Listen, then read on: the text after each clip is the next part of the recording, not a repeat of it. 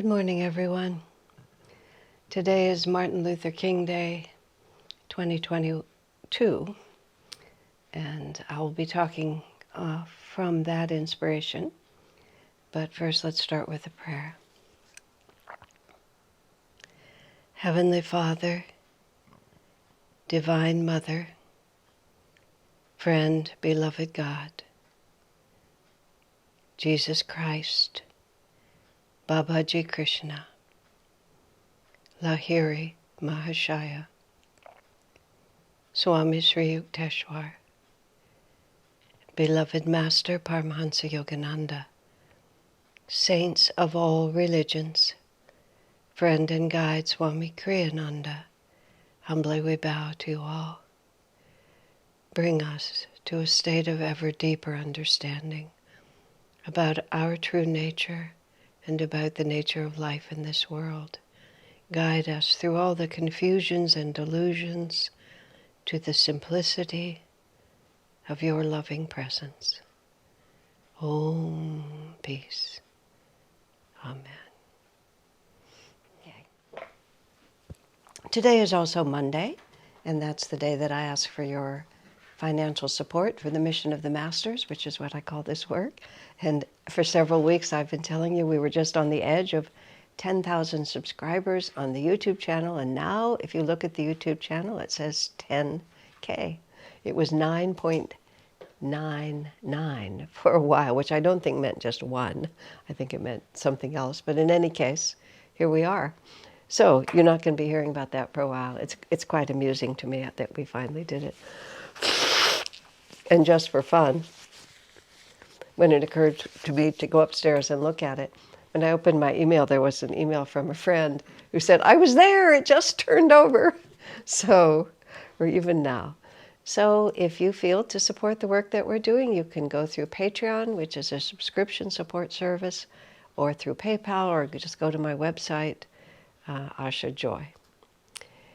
So now we are Martin Luther King Day, which is an American holiday commemorating this extraordinary individual who had the courage and the charisma to stand against deeply ingrained racial prejudice in this country and create new legislation and a powerful change in many people's hearts and also in our legal structure. In very recent years, a certain amount of the work that he did has been systematically dismantled by individuals who would rather not rise to a higher level, but prefer instead to sink to a lower level. Just a moment, let me find the thought here. I was reflecting this morning, just thinking about this, that a year ago on Martin Luther King Day, I spoke on this subject, of course, and I talked a little about my personal history. Being raised in a Jewish family, born right after World War II, 1947. My father, in his modest way, worked for racial equality in the town of El Paso, Texas, where we lived until I was 15. Of course, when I came to Ananda, once I came onto the path of self-realization, the idea that people would be inferior because they followed a different religious path, because of their race, because of their culture, because of their anythingness, whatever. Nowadays we have gender identity. We have all these different ways in which human beings can explore what it means to be a human being, all these different ways that we can incarnate. The entire reality of self-realization and of Ananda life has been to disregard every single limiting condition and transcend everything for the infinite. I remember when this man came to visit our community, and he was there for a few days at the retreat. And he met Swamiji on a couple of occasions during those days. And finally he said to Swami, he said, how is it possible? He said, I feel more love from you and from many of the people here than I feel from my own family. He said, I've only known you a few days. I've been with my family since birth. He said, how is that possible? And Swamiji's answer was exquisite. He said, when I look at you, I see the presence of God whom I already love. In other words, and then Swami did say, I don't know, you're right, I don't know you as your family knows you. I don't know your personality and your life history, but I see the presence of God in you. And so it's not like I have to decide to love you or learn to love you. I just love you. And the man was sensitive enough to be able to feel the power of that. And that being my upbringing, in any case, even from childhood, because of the values of my family, because of the poignancy of being Jewish right after the Holocaust, because of living in the really just the tip of the South where we lived in Texas, because we were in very western Texas. So it was always a part of my awareness of what a travesty, what an unspeakable desecration of the potential of the human heart it is to have these kinds of insane prejudices. And as I mentioned last year, and I'll say it again, my father, there was a book called The Nature of Prejudice, which was really a psychological study of why people need to feel superior to someone else and how it has nothing to do with superiority or inferiority and everything to do with that individual's need for power or self-importance or sadism. There's lots of reasons, none of which have anything to do with anyone but the person executing the terrible actions.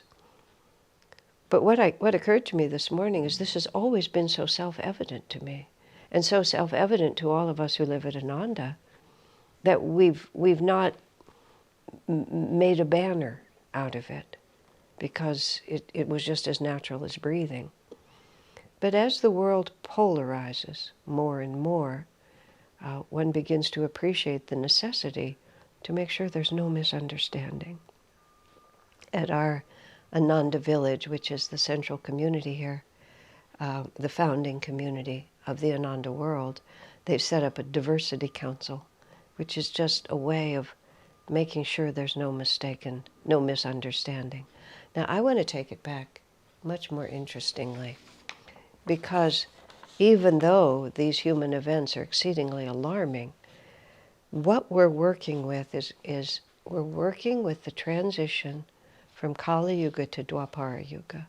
Whenever I talk to anyone about self-realization and about the Ananda perspective on life, the fact of the yugas is a critical understanding in order to be able to put into perspective the events of the world. Otherwise, they're too mysterious and too, well, honestly, too terrifying. There's a wonderful book, it's called The Yugas.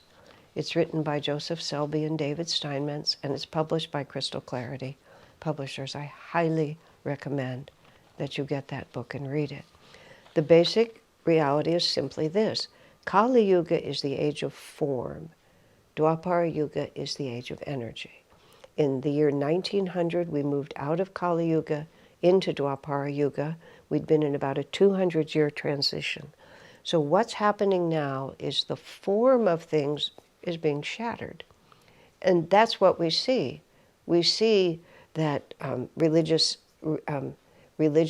identification is beginning to fade. People no longer say, I'm a Lutheran, a Methodist, a Congregationalist. Churches that have relied for centuries, or for decades at least, on those definitions.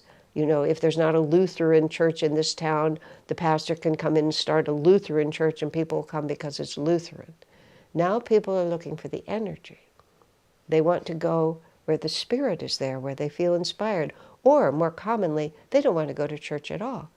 They're less religious and more spiritual because it's shifting from form to energy. Now, the other forms that were always very rigid was the way you looked. If you had certain features, certain eye shape, certain skin color. You were part of one group, and for all of recorded history until recently, every group was centered somewhere, and they very, very rarely mixed. They very rarely mixed. Everybody had their place, and they stayed in it, right? Or were even enslaved, and therefore they stayed in it. But you could see a bright line where everybody fit, because form was the reality. Gender was rigid. Marriage was rigid. Everything could just be, you knew where you stood, and you knew who you were, and you knew what you were. And you could look at society, and you could also put all of them into boxes. And when form rules, Kaili Yuga, that works.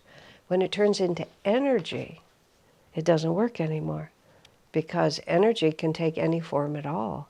And energy is the defining reality, and the forms are very mutable. Even now, I say gender because this is something that is a phenomenon that's really come into the public eye during the course of my adult life, where even gender becomes mutable. And who would have thought that gender was mutable? But even that now has become mutable. And it's all a movement from Kali to Dwapara. And many of us celebrate it, but there are also those who hate it, literally hate it. It just takes away their whole sense of what's right. And they are struggling with every bit of power, and many of them have a lot of power, to hold us where we've always been, which is in the rigidity of those forms, and then working against that. So in addition to this extraordinarily unfettered expansion of energy in all kinds of directions, not all of it really ultimately helpful or positive, but at least there's this enormous freedom. And as Swami said, people are making experience rather than dogma their basis, the basis of their life choices. He said, and it will work well as long as people are honest about their experiences and don't just become rigid, trying to impose another form on it. But experience rather than dogma is becoming the key. And it's a very, very insecure age, just stunningly insecure, because without form we just don't know.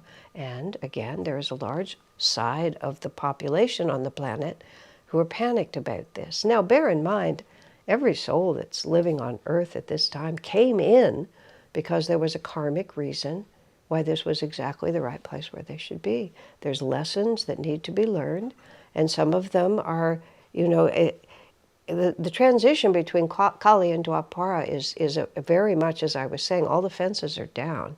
So if you have had a long-standing desire for exotic experience, this is now the time when you can do it. And no one's even going to blink an eye at you just to do the unconventional, to do the outlandish even. This is the time when you can do it. And also, if you've had a desire to be part of violent destruction, and you've had a desire to exercise your fierce anger about who knows what, this is also a very good time to do it. I put it in a mild way by saying Divine Mother has let a lot of her rowdy children live on earth right now, because this is a good time when you can tear things apart, because society is being torn apart. The old is being destroyed, and the old has enormously angry defenders who have the power to make it hard for this energy to come in. And all of that is being acted out around us. And it's been going on for quite some time. Martin Luther King, to get back to our example here, was an heroically courageous individual who incarnated at a specific time for a very specific purpose. And he came to help destroy some Kali Yuga forms that needed to be destroyed so a new kind of energy could come. And he gave his life for the cause. He gave his life before he was assassinated, because he chose a life that was, he had a life outside of the South that had the possibility of, peaceful self-expression and fulfillment in every conventional way. But he was called inwardly and answered the call to be a warrior for the light at that point. Now, here's what I want to put out here that's very, very interesting. I have a couple of pieces of paper from something from that Swami said, and here's something from Autobiography of a Yogi. Everything that's happening, the masters are in charge of this. Swami writes this in one of the latter chapters of The New Path, that this world is not run by the politicians and the thugs. It's run by the masters who have a plan, and they know what's going on, and they're allowing all of their children the opportunity to make their choices between light and darkness, to learn their necessary lessons. But Dwapara is going to win, because these yuga cycles are determined by actually astronomical phenomenon, which is where our solar system is in relation to the center of the galaxy, and we're moving closer. Our planet, I mean, in relation to the center of the galaxy. And so I guess solar system is the same word, but that's the way it works. I don't want to go into that at too length. But here's out of Autobiography of a Yogi, published in 1946. This is just one paragraph on page 293 of the original edition. The Maha Avatar, which means great avatar Babaji, is in constant communion with Christ.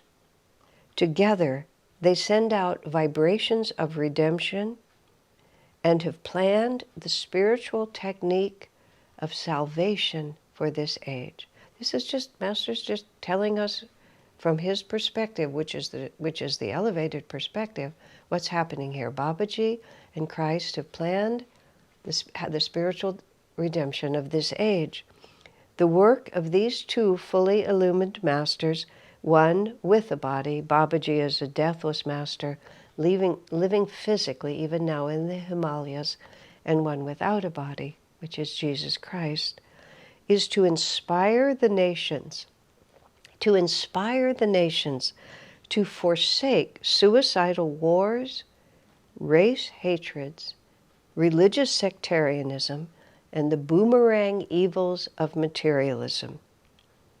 So Babaji and Jesus are working together to inspire the nations. Now, not a lot of nations are yet inspired, but this is a long rhythm that the masters are working with, to give up exactly what it is that all of us who are moving with the light are so bewildered by. This is what I was saying. To all of us moving with the light, these are just self-evidently madness. They even call it to forsake suicidal wars, race hatred, religious sectarianism, and the boomerang evils of materialism, which is not that we shouldn't strive to make our lives more refined, but excessive materialism ends up destroying us. Babaji is well aware of the trend of modern times, especially the influence and complexities of Western civilization, which is the culture that's taking over the world now. And he's aware that there are complexities here, and realizes the necessity of spreading the self-liberation of yoga equally in the West and the East. I have referred to that paragraph many times, but think about this. Everything that's happening is in the awareness of the masters, and they are moving through it. Now, here's the other part of it that Swami shows, that Swami writes. And this was something he said in 1980, and it's at the very beginning of that chapter of my book, Light Bearer. History shows us that whenever life is, this is Swami's words, is ready to produce a new birth of consciousness, things first get really bad, until it looks like there is no hope. We are living in that kind of time. Swami said this 40 years ago. Always, though, the divine element comes in and shows us solutions we literally could not imagine before. Now here's Swami talking about where we are now. Excuse me just a moment. whenever there is an impulse toward the light, there is also a wave of resistance to the light. This world is a world of light and shadow. Somebody posted a quote that was purported to be from Babaji, who said, "It's not possible to take away the darkness. My job is to increase the light." So we don't have to fight against the darkness. We increase the light, and the light itself eliminates the darkness. So Swami goes on to say, what we see now is a rising surge of energy seeking to embrace a greater reality, coming into conflict with the powerful force clinging to old forms. Some people, feeling these conflicting waves of energy, are trying to gain control through their egos. Look around us, isn't that what we see? They feel this energy, and it's the power of the mob, and it's the anger that you can unleash, and it's emphasizing suicidal wars and religious sectarianism and race hatred, and they feel, these thugs, feel the power of all those energies, and so they're trying to get control of it with their egos by pandering to the crowd, by inciting the negativity, and there they are. Divine Mother's rowdy children. Instead of cooperating with the greater reality, they are separating themselves from it, grasping for power in materialistic ways, fanaticism, drugs, sensuality, and violence. Isn't that interesting? I mean, Swami's been looking at this for decades. Now here's the line here, instead of cooperating with the greater reality. Now he's telling us what our job is. We're here to cooperate with the greater reality. And that does not mean that we get involved in the passing scene of this world, because even though Master predicted there will be many events of a secular nature, and there will also be events of a cataclysmic nature that will be activated likely by the earth itself. That the real battle is not a question, by the time it's expressing on that level, it's the energy coming in and making ourselves open channels for that energy. We need to cooperate with the flow of grace. And there's this huge civilization.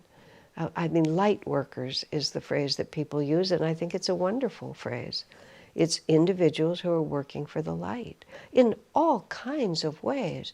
And you know, the power of the light, even if you think of it, it's like the darkness, as Master often said, could be, you know, impenetrable for thousands of years.